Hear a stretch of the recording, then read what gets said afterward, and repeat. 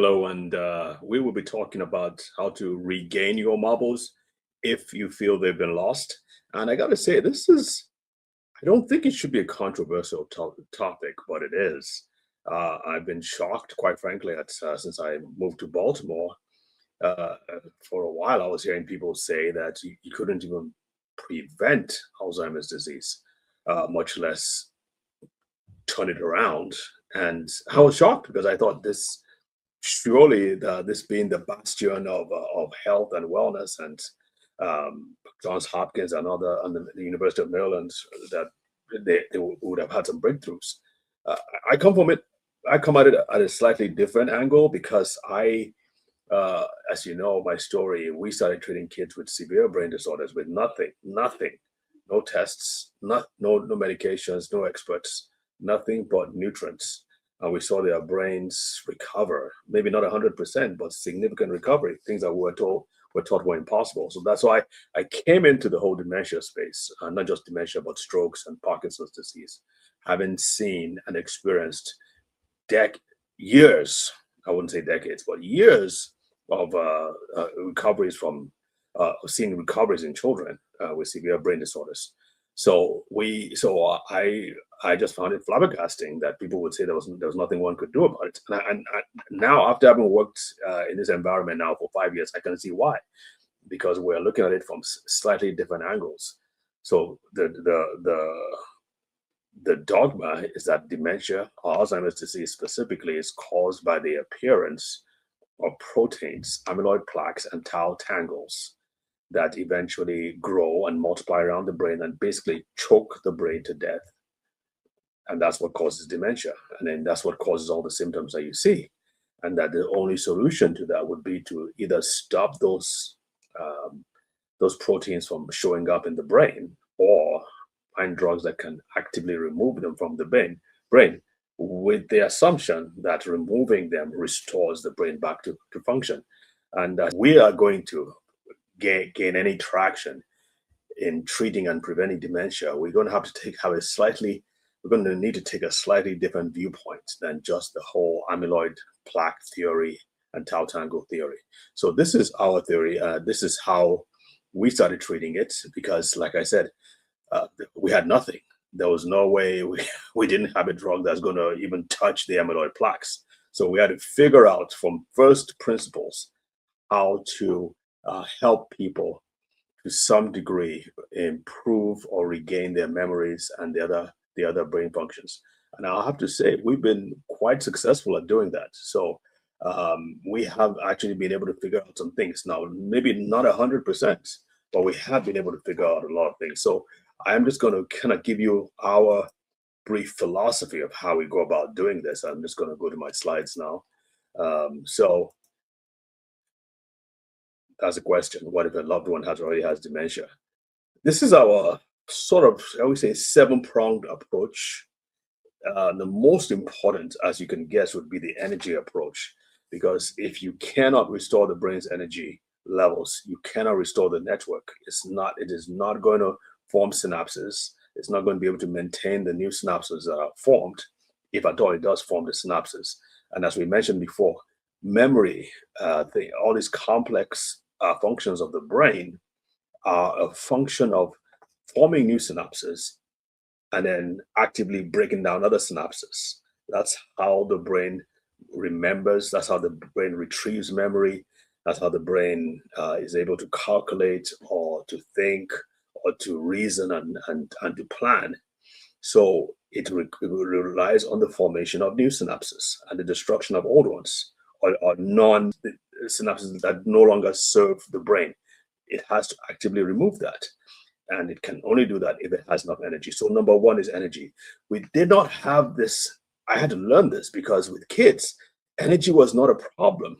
These kids had a lot of energy. So all we had to do was just address the structure or address what was missing and just give it back the raw materials.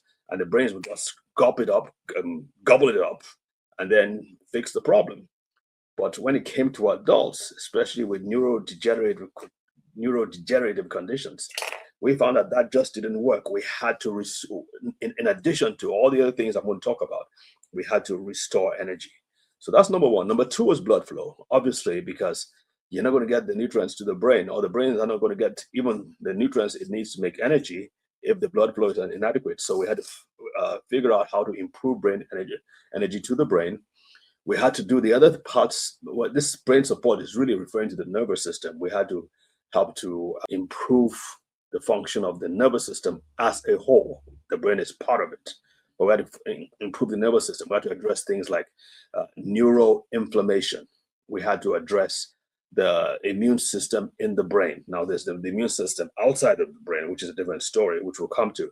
But the immune system in the brain, we had to address that. We had to address things like sleep and digestion and so on. The next one is hormonal support. We had to find nutrients. We all, like I said, everything we do is based on nutrient support.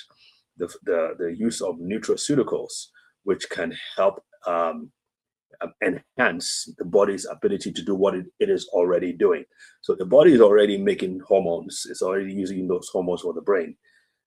Obviously, in dementia, that ability has diminished. So we're just trying to push it on or push it further and help it along. The same thing with the immune system. Many times in dementia, it's the brain cells being attacked because of all these things going on. Inflammation is one of them. The natural brain cells, the natural support cells, like the microglia. There's a wonderful book called The Angel and the Assassin. But these microglia are normal immune cells that help to protect and support the brain. That's the angel function. But when they are triggered by things like inflammation, they turn against the brain and start to attack the brain cells. So we want to modulate that activity and stop them from attacking. Again, that's possible. I think one part that is severely overlooked is the whole support of the gut.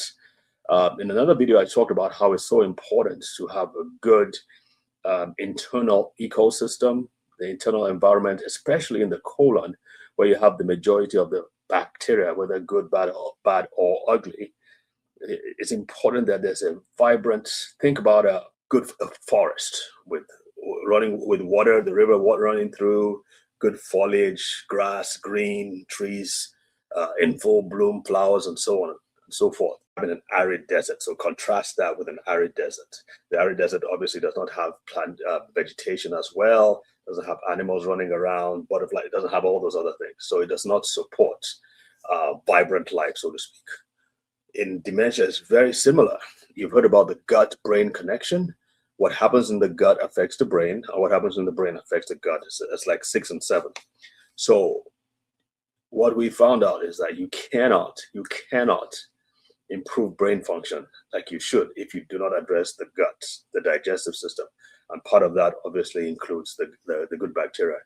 Now, speaking about the gut's primary function, which is digestion, in many cases, we find that digestion is affected as well. So in some cases, we might have to improve digestion by the provision of enzymes. I've mentioned probiotics. Probiotics also help with digestion. So it all depends on the cause, but we do look at the gut as well. And the final one is detoxification, which is the yellow circle there. Some dementias are caused by toxins, whether toxins, mold toxins in the home, maybe older homes where there's a lot of mold that people don't realize that's happening. And there are people who have come down with severe mold toxicity.